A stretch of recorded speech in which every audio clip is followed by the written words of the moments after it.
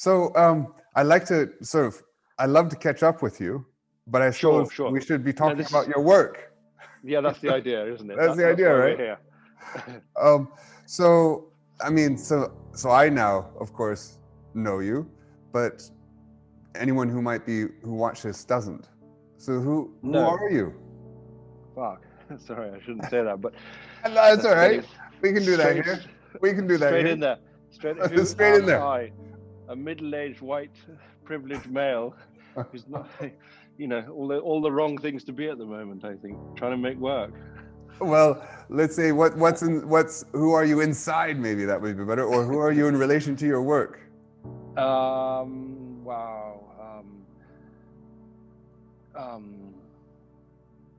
Well, funny enough, I think there's quite a sort of strong correlation in a weird way between your work and my work, in the sense of trying to understand how the world works around us and what we see and don't see, and how you can help to try and see things differently. Yeah. So I mean, actually, exactly. I was wondering. I mean, more seriously, in some sense, how is your work trying to get people to see differently, and in what way? I'm wondering how you see differently as a consequence of it. Right? Is it about getting other people to see differently, or are you seeing it through the process? I mean, it's a joy if other people get on board and report back that it's had an impact. So if my work enables someone to I mean, and it has done. I've had it reported back to me that people will be walking along, looking at their feet, and they look up and they see something, and it transforms their experience of that space. So that's a nice thing to do. And for me, the experience of making the work has that does the same thing at times, not always. Maybe what you can do is describe, first of all, your work, sort of, and we can work backwards in a way. So can you paint a picture in people's minds? I'm trying to think of the works that I sent you. I think so you I have sent you photographs primarily photographs of the tree with pink, yes. The ladder. Yes. Various others. So those are the sort of large outdoor works that I make. Yeah. And the idea behind them, they're sort of fantasy stuff, and they also, there's a sense possibly of trying to create a bit of awe as well, which I know you refer to in some of your thoughts, and that's not necessarily purely through scale, but they do work on a scale level. So the pink tree was a 180-foot oak tree, which was essentially dead. And what happens to oak trees as they die, they become stag-headed. So the external part of the tree dies and the remaining heartwood stays solid. And so I went up a cherry picker and I cleaned back the tree back to the heartwood, the bits that were sort of rotten, and then painted it a very bright fluorescent pink. But only and that half. came only the top half, because the lower half actually still had a few branches, so that would have carried on surviving at that level. So it would have been. So it was just using. I've always seen those trees in the landscape and thought how beautiful they are, and so at the time there was also this oak disease going around, and there was possibly some idea I was trying to raise awareness about that, but that was a side issue in a way. There's also the idea that an oak is represents strength, possibly masculinity, possibly kind of battleships, and the Conservative government used it as their logo in their manifestos. Sort of there's the idea of strength in oak, and I think pink historically has a different connotation, and so I thought it was fun to transform the oak tree as being this rather a more of a delicate thing potentially, or just playing with those ideas. Yeah, I love that. it's really interesting how people so often use the concept of a solitary oak as a representation of strength, and often people use the concept of oaks, independent oaks, in terms of relationships, where Yeah. you're an oak and I'm an oak and we're independent but our branches mingle and things like this. And I find it such a remarkably unnatural metaphor. Because first of all, oaks don't grow like that in nature, right? They rarely grow in isolation. They're usually in a forest, and they're usually growing straight up, right? So they're very much interacting. When you see a solitary oak, it's usually because it's been planted, right? Yeah. And in isolation, and then that's why it grows out so much. But the other is this concept that it's interesting that the Tories have used that as a metaphor. I wasn't aware that they had. And of this idea of being solitary, when in fact, as COVID has demonstrated so remarkably, no one's an island. No way. We are all fundamentally interdependent. And that takes me down to the roots of the oak, which the other side of my work, I work a lot with mushrooms. And so the whole kind of mycelial world is very important through what I do. And the oak could not exist without the mycelial world that exists below. So everything under the soil. Yeah, well, I mean, that's the case almost of all trees. They're entirely dependent on the mycelium, which is the mushroom living organism, and then the fruit that comes up above the ground is just the mushroom itself. Yes. But the way that the mycelium interacts with the structures of the root systems of plants and trees means they're entirely dependent on each other to exist. Right. I mean, that's of course the what's true for all of us. But and of course the leaves that fall, the cycles of life, the leaves that fall to create the soil, and then of course soil then gets sort of composted and integrated, and then basically becomes ultimately the leaves again. Exactly, the cycle. But we can't take out any of those elements for it not to work. But so, like I say, so I work with also mushrooms. I use the fruiting bodies of mushrooms, and I use their spores to make images. And I suppose my work, I'm interested in the natural and the cultural, and where the boundaries of those two things exist. And I would be so bold enough to say that, having kind of given nature the name nature with a capital N, we've essentially abused it by putting it as an idea out there, as opposed to in here, and so the romanticism of nature, of this kind of bucolic scenery and all this kind of stuff, it's such a creation of ours, and through the process we've elevated ourselves above it, which takes me on to another piece I made, which was a rather large chair made out of oak, and that was a 20-foot high timber structure, like how you make a timber framed roof for a house. And it represents a chair, but with this chair you can't actually sit on it unless you climb on it, but it has got no physical seat. And so it actually frames the landscape, so you have to be in the landscape and on the landscape to enjoy it, rather than sitting on the landscape above it, which is historically, chairs are kind of represent ideas of power, the king's chair, or the kind of, they're very much a kind of a civilized idea. And so again, I was trying to undermine the civilized quality of these ideas by putting me, you, I back into the landscape to be part of it, so that dissolving those boundaries between the anthropocentrism of humanity versus nature, and bringing the two together. That's my kind of raison d'etre, is to kind of is finding the connections between everything, even if they are manufactured, actually.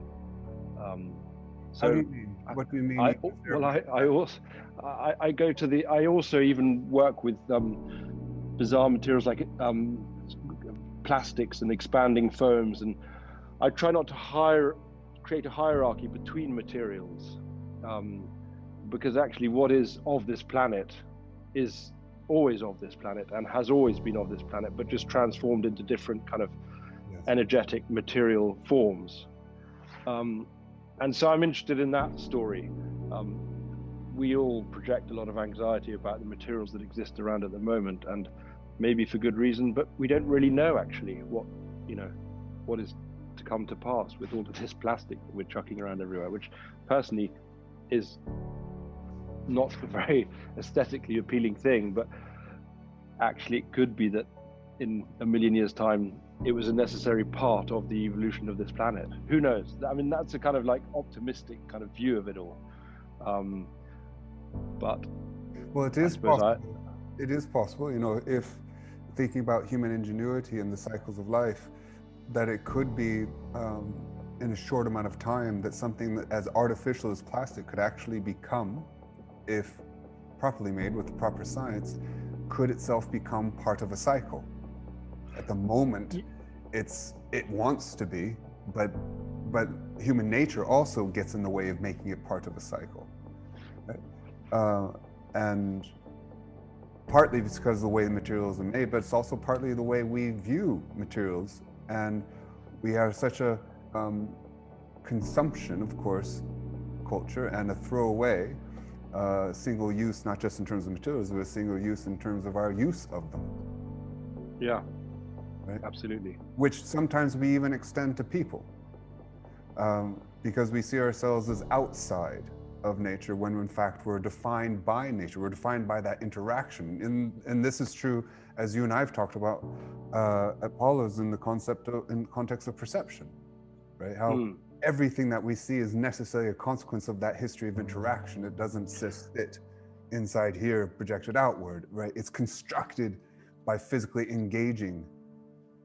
So a word that I've come across recently, which is a kind of a new word, is the notion of intra-action, which doesn't presuppose two bodies exist independently and then interact, but actually that they are already implicitly of an interacting reality. So there is no separation to interact.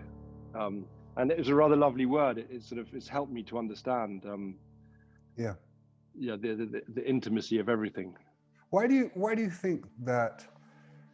Because this has also been true in art. It's been true in architecture. For instance, I'll consider the New Town in Edinburgh, in Scotland. Of course, I know you know of Edinburgh, and I presume you've been to the New Town, Princes Street, in that area of Edinburgh. Yes, And yes, I have. Historically, did you know that it was illegal for people to put planter boxes on their window ledges, right? Because it was such a strong celebration of humans over nature that the grid, the architecture was such a manifestation of our peak.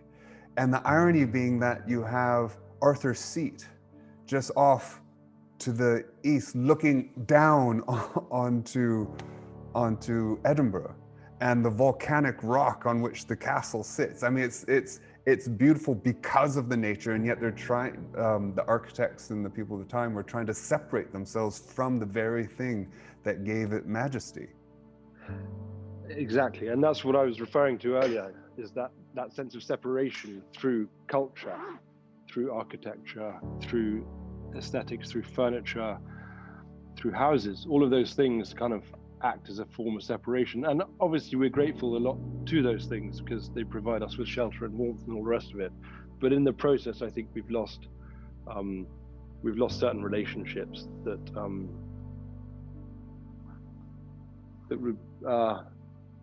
are important. Why do you think that? Have you thought about why we've wanted historically to make that separation?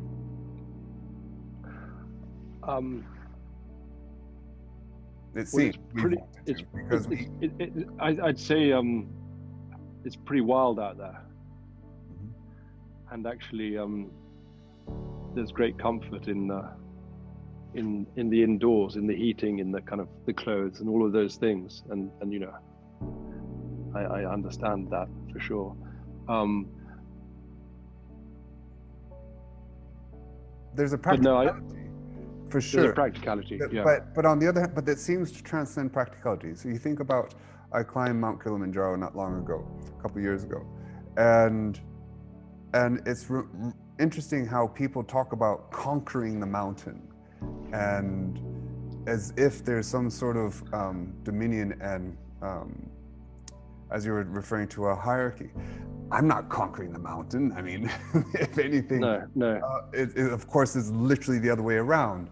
Yeah. Or if you're a sailor, happen to sail, as opposed to powerboating, you learn that you can actually only move forward with nature, whereas the powerboat is boom, pounding through the waves and burning lots of energy in order to do so. Whereas a sailboat, of course, is gliding through it and using it's a more symbiotic relationship with nature.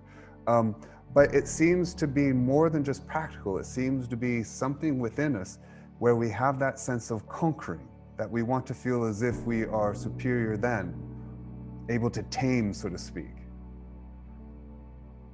I suppose we've got hooked on the thrill of when you talk about the powerboat, you know, when you overcome what seems less possible, there is a thrill in it. But it's short-lived. And the beauty of sailing through the ocean is a much more rewarding process.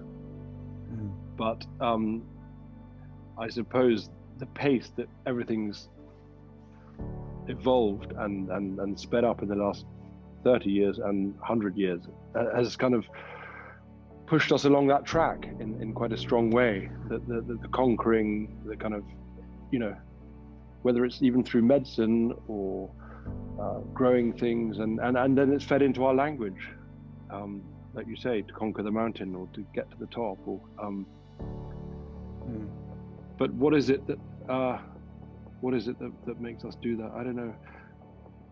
So what was the impetus for you to try to, I don't want to say break from that, but well, maybe in some sense you were, but to explore that? And in what way do you find that people are resonating with your work? Because one of the things I love about what you're creating, partly because of scale, but also because of the sheer beauty of what you're doing, and in some sense the impossibility. And we're thinking about awe. You mentioned awe, and yes, the beauty of creating awe is, it's interesting. I think a lot of people believe that, you know, you feel small but connected to the world around you, as if it's the diminishment of your ego. And I used to actually describe it in that way, but I think it's not that. I think it's more along the lines of not only what your work is inspiring, but also the work itself is embodying, which is the integration of your ego with the larger. So in some sense, it's the expansion of your ego, right? But it's the expansion into the space around you, into the people around you, and the landscape around you. Absolutely, and it allows you to travel metaphysically. So I'm thinking of the ladder, for instance, which is. Can you describe that? What the ladder? The ladder is carved from a single Douglas fir tree. It's 100 foot high, and it comes straight out of the ground and goes up into the sky. And it blows around in the wind. It's wobbly. It's kind of slightly dangerous in a way. It kind of it's undermining ideas of health and safety in a way for me, because I think those things are so fear-based and they kind of restrict us. And like you say, it allows the ego to kind of expand and go up the ladder and outwards and into the landscape below. And it does those kind of ideas you're talking about.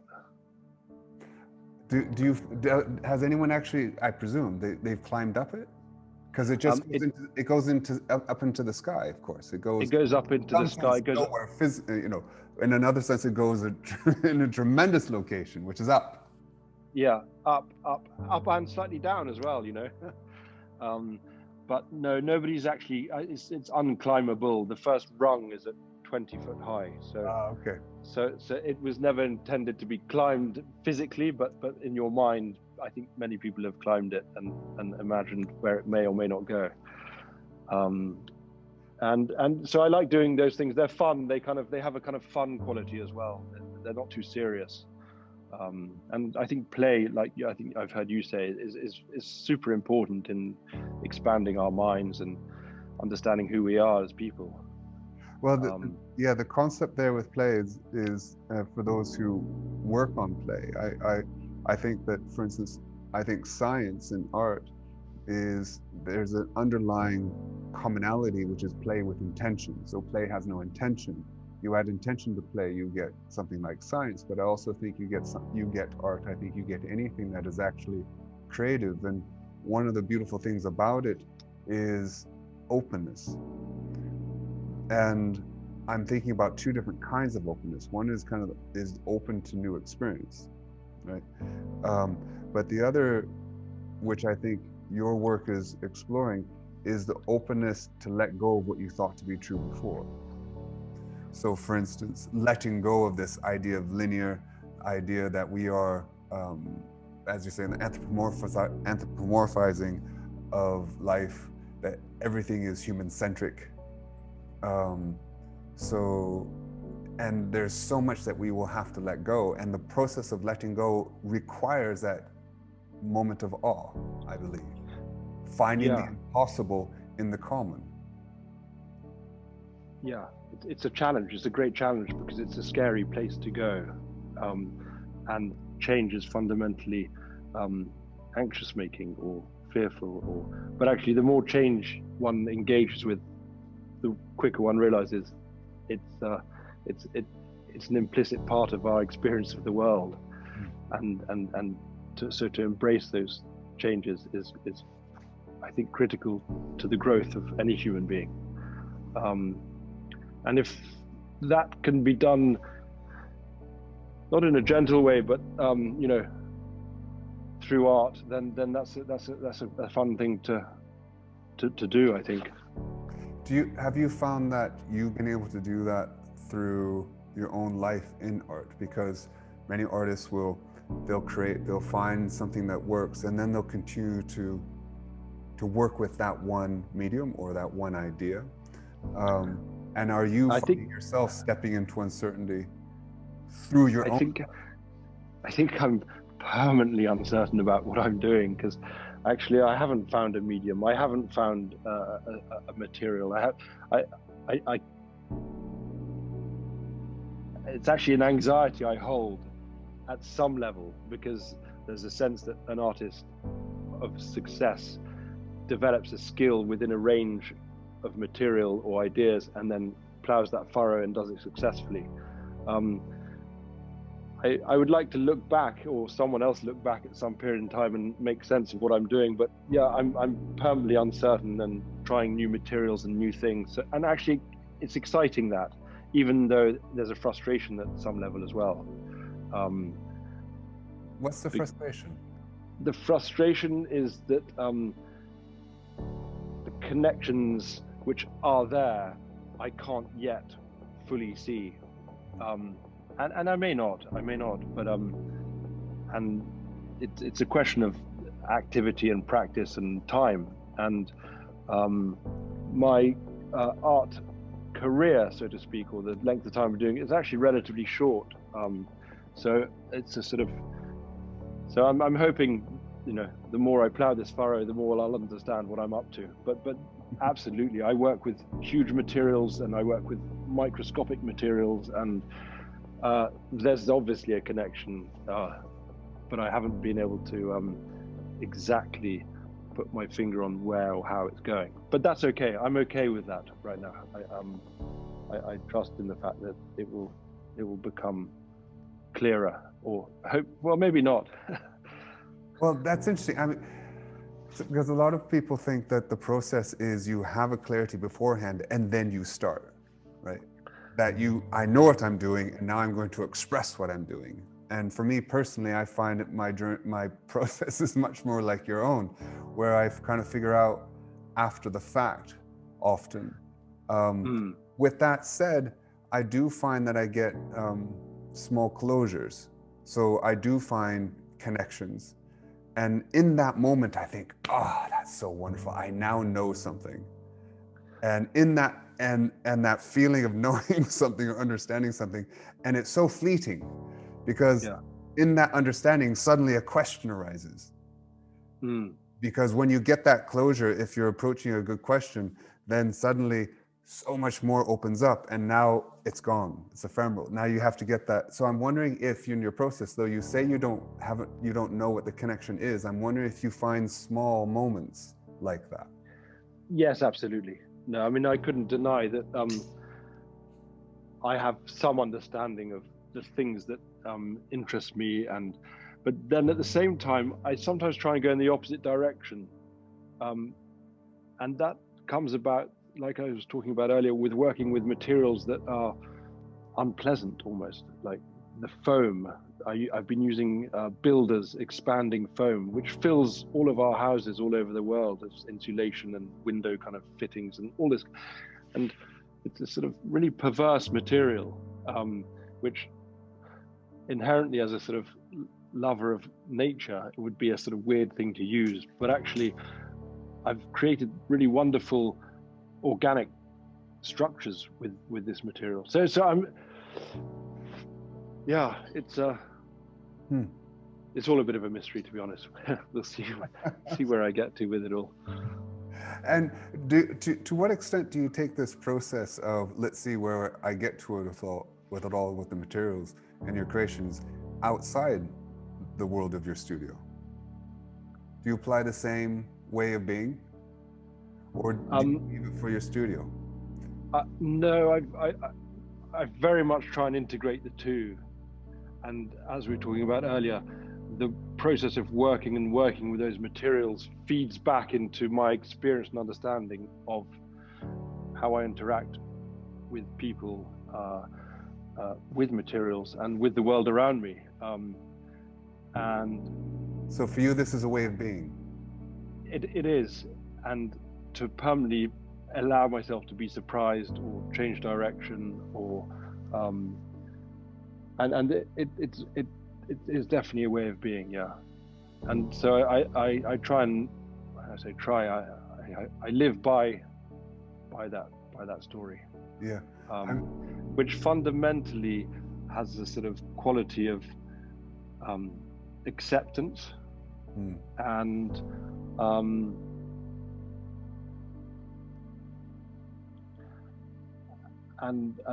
trying not to create a hierarchy between anything, from the ashtray to the pen to the paper to the you know, it's all vibrating, and everything interacts to enable the reality we experience. So it's hard to take elements out. Yes. This very much resonates with my own feeling about a way of being, and actually being a trope. You are the thing that you talk about, right? What do you think, and do you think there's a consequence or a cost to that, though? Whether it be personal or in any other way. In terms of acceptance, you mentioned acceptance, and I'm wondering if there's also needs to be an acceptance of, well, if you're going to go this route, there's some cost to that, whether it be personal or within the larger context of society, and how you deal with that. I'm sure there are. I'm sure there are, and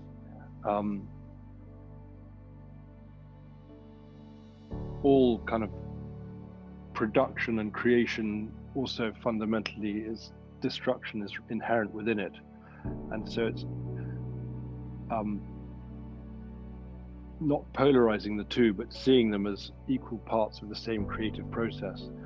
And so the immediate thought is to think that one side of that coin is somehow difficult, but actually it's the difficulty that's inherent in the creativity that allows the flow to happen.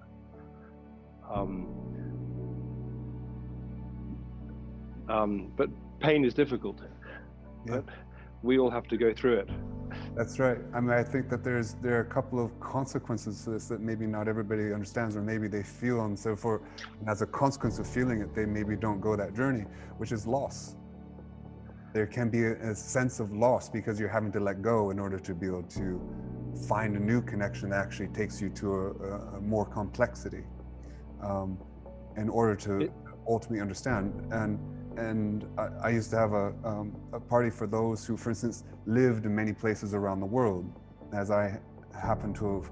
And when you incorporate those aspects of those places you've lived. I lived in Scotland, for instance, for 8 years, coming originally from the West Coast. And then you would come back and you say, well, God, I don't feel the same at home that I did before, though of course I would never be Scottish. So suddenly you have a sense of homelessness. Right? And these can be possibly inevitable costs, what could be described as consequences or costs to engaging in the world with this way of being that you're describing, that manifests in your art. Absolutely.